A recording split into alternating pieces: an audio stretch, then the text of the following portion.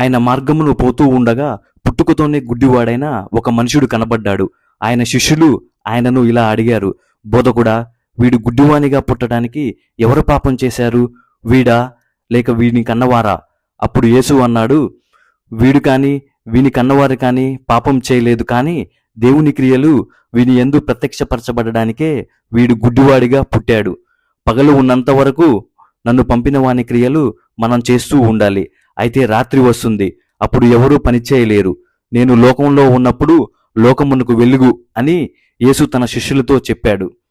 అయితే ఇక్కడ పగలు యేసు ప్రభు ఈ లోకంలో జీవించి ఉన్న కాలాన్ని సూచిస్తే, రాత్రి యేసు ఈ లోకంలో మరణించబోయే కాలాన్ని సూచిస్తుంది. అందుకే ప్రభువు పగలు ఉన్నంత కాలం నన్ను పంపిన వాని క్రియలు మనం చేస్తూ ఉండాలి అని తన శిష్యులతో చెప్పాడు.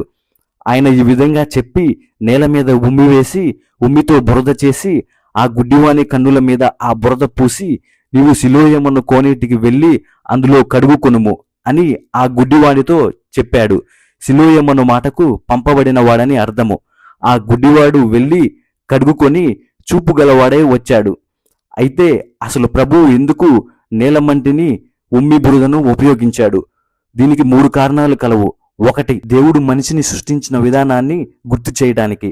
ఆదికాండము 2వ అధ్యాయము 7వ వచనము, దేవుడైన యెహోవా నేల మంటితో నరుని నిర్మించి వాని నాసికా రంధ్రములలో జీవవాయువును ఊదగా నరుడు జీవాత్మ ఆయను.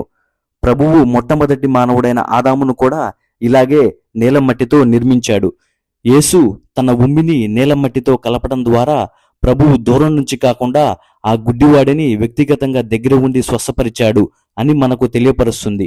యేసు ఈ సృష్టిని ఎలా సృష్టించాడో అలాగే గుడ్డివానికి కూడా కొత్త చూపుని సృష్టించాడు. 3, యేసు గుడ్డివాడిని స్వస్థపరిచిన దినం సబ్బాతు దినము, అనగా విశ్రాంతి దినము. విశ్రాంతి దినము నాడు మట్టిని కలపటం యూదులు ఒక పనిగా భావించేవారు. అయితే ప్రభువు విశ్రాంతి దినం నాడు నేల బురదతో గుడ్డివాడిని స్వస్థపరచటం వల్ల మానవుడు సృష్టించుకున్న కఠినమైన మతాచారాల కన్నా జాలి, కరుణ, దయ గొప్పవని ప్రభువు మనకు తెలియపరచడానికి సబ్బాతు దినం నాడు నేల మంటిని ఉమ్మి బురదను ఉపయోగించాడు. సబ్బాతు మానవుడి కొరకు కానీ మానవుడు సబ్బాతు కొరకు కాదు. యేసు సబ్బాతు దినమును కూడా ప్రభువే. ఆ గుడ్డివాడు ప్రభువుకి ఎంతో విధేయత చూపించాడు. ప్రభువు కోనేటికి వెళ్ళి కడుగుకొనమని చెప్పగానే అతడు వెళ్ళి కడుగుకొని చూపు గలవాడై వచ్చాడు. కాబట్టి పొరుగువారు వాడు భిక్షకుడని అంతకుముందు చూచిన వారు వాడిని చూసి, వీడు కూర్చుండి భిక్షమెత్తుకునివాడు కాడా అని అన్నారు. వీడే అని కొందరును, వీడు కాడు, వీడిని పోలి ఉన్న మరియొకడు అని మరికొందరు అన్నారు. వాడైతే నేనే అన్నాడు. వారు, నీకు చూపు ఎలా వచ్చింది అని వాడిని అడగగా వాడు అన్నాడు, యేసు అను ఒక మనుషుడు బురద చేసి నా కన్నుల మీద పూసి, నీవు సిలోయమును కోనేటికి వెళ్ళి కడుగుకొనమని నాతో చెప్పాడు. నేను వెళ్ళి కడుగుకొని చూపు పొందాను. వారు, ఆయన ఎక్కడ ఉన్నాడు అని వాడిని అడగగా వాడు, నాకు తెలియదు అని వారికి చెప్పాడు. అంతకుముందు గుడ్డివాడై ఉండిన వానిని వారు పరిసయ్యుల యొద్దకు తీసుకుపోయారు. యేసు బురద చేసి వాని కన్నులు తెరిచిన దినము విశ్రాంతి దినము. వాడు చూపు ఎలాగూ పొందాడో దాన్ని గుర్చి పరిసయ్యులు కూడా వానిని మరలా అడగగా వాడు, నా కన్నుల మీద ఆయన బురద ఉంచగా నేను కడుగుకొని చూపు పొందాను అని వారితో చెప్పాడు. కాగా పరిసయ్యులలో కొందరు, యేసు విశ్రాంతి దినము ఆచరించట్లేదు కనుక యేసు దేవుని యొద్ద నుండి వచ్చినవాడు కాడు అని అన్నారు.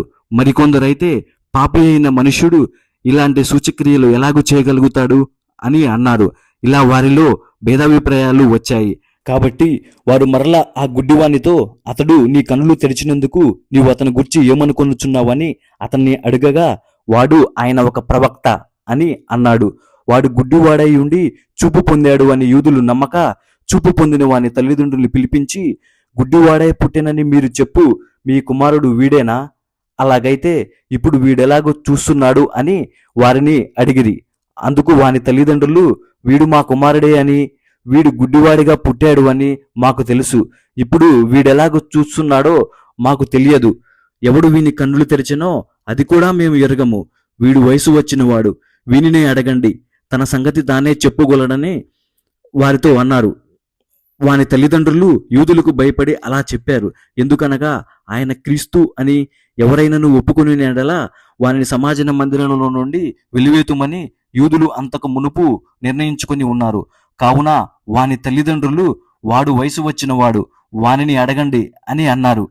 కాబట్టి వారు గుడ్డివాడై ఉండిన మనిషిని రెండవ మారు పిలిపించి, దేవుని మహిమపరచుము, ఈ మనుషుడు పాపి అని మేమెరుగుదుమని వానితో చెప్పగా, వాడు ఆయన పాపియో కాడో నేనెరుగను, ఒకటి మాత్రం నేనెరుగుదును, నేను గుడ్డివాడై ఉండి ఇప్పుడు చూస్తున్నాను అనెను. అందుకు వారు, ఆయన నీకేమి చేశాడు, నీ కన్నులు ఎలా తెరిచినని మరలా వానిని అడగగా, వాడు, ఇందాక మీతో చెప్పితిని గాని మీరు వినకపోతిరి, మీరెందుకు మరలా మరలా వినగోరుచున్నారు, మీరును ఆయన శిష్యులగుటకు కోరుచున్నారా ఏమి అని వారితో అనెను. అందుకు వారు, నీవే వాని శిష్యుడవు, మేము మోసే శిష్యులము, దేవుడు మోషేతో మాట్లాడానని ఎరుగుదుము గాని వీడెక్కడి నుండి వచ్చనో ఎరుగమని చెప్పి వానిని దూషించారు. అందుకు ఆ మనుష్యుడు, ఆయన ఎక్కడి నుండి వచ్చనో మీకు తెలియకపోవటం ఆశ్చర్యమే, అయినను ఆయన నా కన్నులు తెరిచాడు, దేవుడు పాపుల మనవి ఆలకింపడని ఎరుగుదుము, ఎవడైనను దేవభక్తుడై ఉండి ఆయన చిత్తము చొప్పున జరిగించిన ఎడల ఆయన వాని మనవి ఆలకించును. పుట్టి గుడ్డి వాని కన్నులు ఎవరైనా తెరిచినట్టు లోకము పుట్టినప్పటి నుండి వినబడలేదు. ఈయన దేవుని యొద్ద నుండి వచ్చిన వాడు కాని ఎడల ఏమీ చేయలేడని వారితో చెప్పెను. అందుకు వారు, నీవు కేవలము పాపవై పుట్టిన వాడవు, నీవు మాకు బోధింపవచ్చితివా అని వానితో చెప్పి వాణ్ణి వెలివేశారు. అయితే గుడ్డివాడు యేసు గురించి సాక్ష్యం ఇవ్వటం పరిసయ్యులు సహించలేకపోయారు. ప్రజలందరూ యేసువైపు వెళితే తమ మనుగడకే కష్టం అని పరిసయ్యులు భావించారు. ప్రజలు తాము సృష్టించుకున్న ఈ మతాచారాలను వదిలి యేసువైపు వెళితే తమకు రాజకీయంగా, ఆర్థికంగా ఎంతో నష్టమని పరిసయ్యులు భావించారు. నిజానికి ఈ పరిసయ్యులే ఆధ్యాత్మికంగా గుడితనంలో ఉన్నారు. నిజమైన దేవుడిని తెలుసుకోలేకపోయారు. ఈ రోజున నిజమైన దేవుణ్ణి తెలుసుకోలేని ప్రతి ఒక్కరూ ఆధ్యాత్మికంగా గుడ్డివారే. ఇక్కడ గమనించారా, గుడ్డివాడు యేసు దగ్గరకు రాలేదు, యేసే గుడ్డివాడి దగ్గరకు వచ్చి అతన్ని స్వస్థపరిచాడు. దేవుడు ఈ లోకానికి యేసును పంపితే యేసు ఈ గుడ్డివాడిని కోనేటికి పంపాడు. ఆ గుడ్డివాడు కోనేటిలో ఉన్న నీరుతో కడుగుకొని చూపు గలవాడు అయ్యాడు. ఇక్కడ నీరు అంటే దేవుని వాక్యమే. ఈ రోజు ఆధ్యాత్మికంగా గుడ్డితనంలో ఉన్న ఎంతో మందికి దేవుని వాక్యమే ఆత్మ నేత్రాలను తెరవగలదు. ఈ గుడ్డివాడు తన భౌతిక నేత్రాలను పొందటం మాత్రమే కాకుండా తన ఆధ్యాత్మిక ఆత్మ నేత్రాలను కూడా తెరుచుకొని యేసు గురించి సాక్ష్యం ఇచ్చాడు. పరిసయ్యులు వానిని వెలివేసిరని యేసు విని వానిని కనుగొని, నీవు దేవుని కుమారుని యందు విశ్వసించుచున్నావా అని అడిగాడు. అందుకు వాడు, ప్రభువా, నేను ఆయన యందు విశ్వాసముంచుటకు ఆయన ఎవడని అడగగా, యేసు, నీవు ఆయన్ను చూస్తున్నావు, నీతో మాట్లాడుచున్నవాడు ఆయనే అనెను. అంతటా వాడు, ప్రభువా, నేను విశ్వసించుచున్నానని చెప్పి ఆయనకు మ్రొక్కెను. అప్పుడు యేసు, చూడని వారు చూడవలెను, చూచువారు గుడ్డివారి కావలెను అని తీర్పు నిమిత్తము నేను ఈ లోకముకు వచ్చేతనని చెప్పాడు. ఆయన యుద్ధనున్న పరిసయ్యులలో కొందరు ఈ మాట విని, మేమును గుడ్డివారమా అని అడిగిరి.